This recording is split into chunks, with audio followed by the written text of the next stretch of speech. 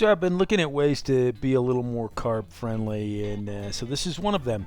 Um, Chili, but instead of a traditional chili Southwest kind of seasoning mix, it's an Italian seasoning mix. So it's a way to get your Italian fix without the pasta. Basically, in place of the pasta, you're putting beans in there, and you're going to make it a little thicker, and it's going to be a chili. This is really good. Okay, here's the ingredients, or at least the first part. The spices will be on another board. But in place of the bacon and the beef and the things you would put in a chili, we're going to use prosciutto, which is like an Italian bacon sort of, and some Italian sausage. Also going to get a ton of flavor from that.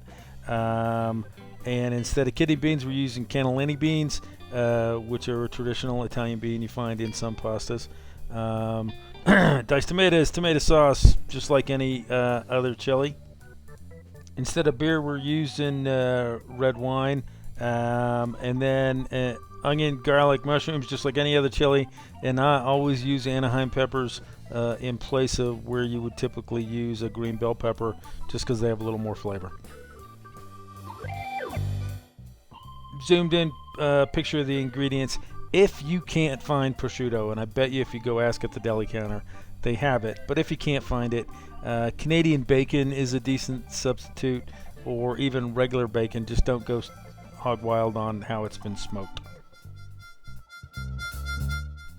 Alright, so here's your spice mix for Italian chili.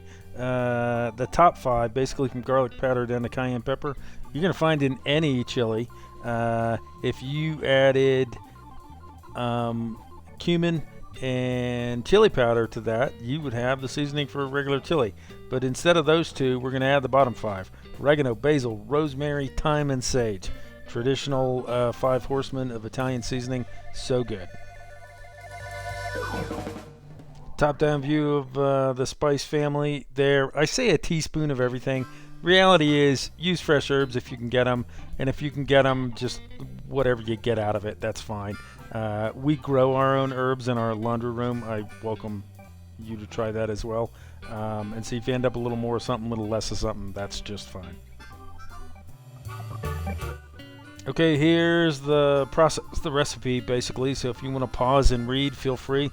Otherwise, this is going to come up a few times as we do different steps.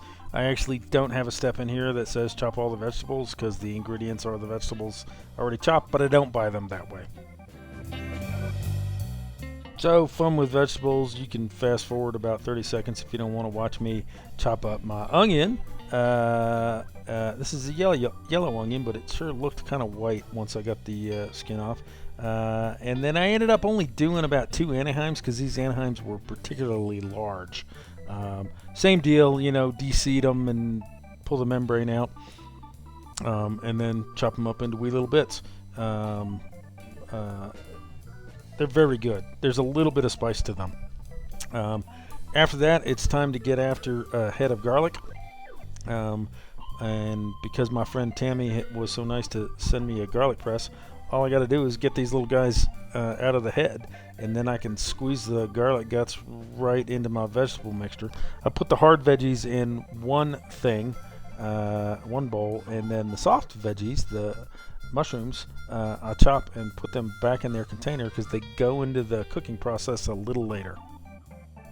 Okay, our process slide again. This time we're going to deal with the meat.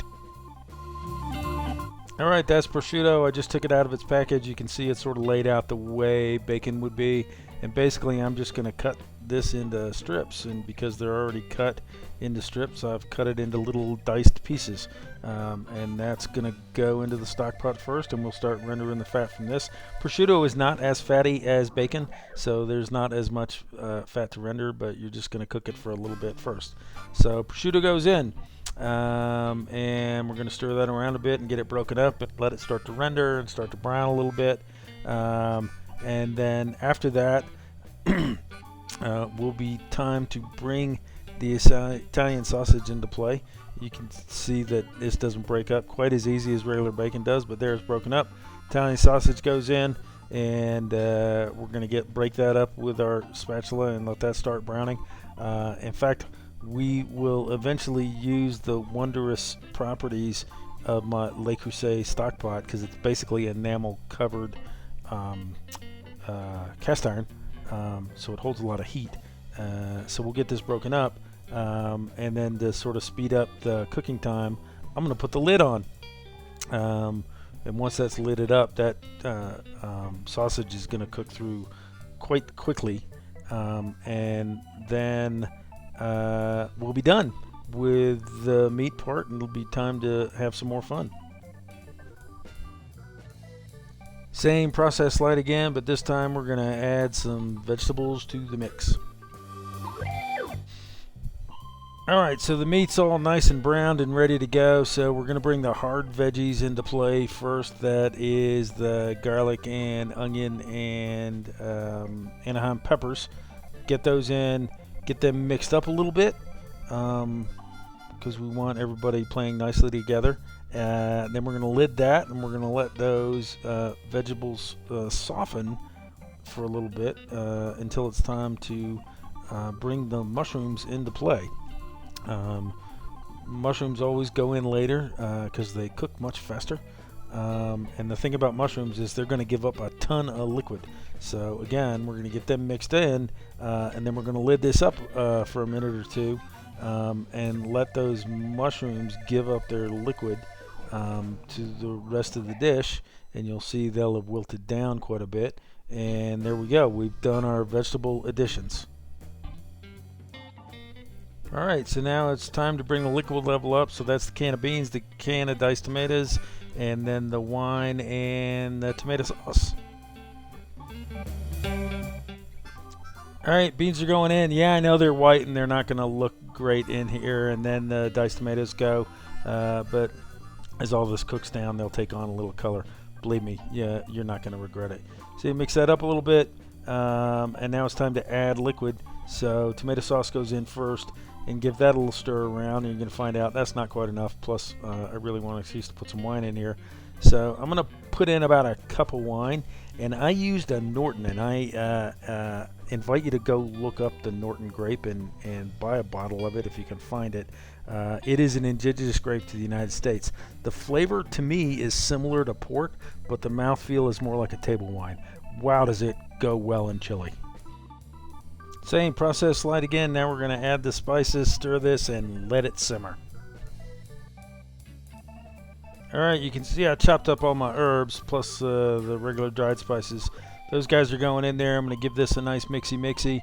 And now, like with any chili, time is your friend. I normally try to go 3 hours before I dig into it. Rose normally gets after it in the first half hour, but I couldn't wait 3 hours. After about 2 hours, it smelled so amazing and I was starving. So time to serve. It's an Italian dish, so grated Parmesan seems like the best way to go for me. Hey, what do you know? It looks like chili other than it has some white beans. Throw some Parmesan on. Alright, time to eat some chili, and I wanted to pair this with something, and so my friend Julie Petroncelli has sent me some of the Petroncelli Rosé, which is a Rosé of Zinfandel, I believe. And so I taste that first, and wow, that's really good. But now I want to see how it complements this chili. And chili's kind of spicy and kind of salty, so, you know, a lighter wine is, I think, a good idea. And this Petroncelli is a perfect pairing with this chili, so I strongly recommend it. Another note about Petroncelli, by the way, they make the only Pinot Noir I like, and I've probably tried 30. Pinot's just not my grape, but somehow Petroncelli managed to make a Pinot Noir that you can actually tell was made from grapes. So God bless them.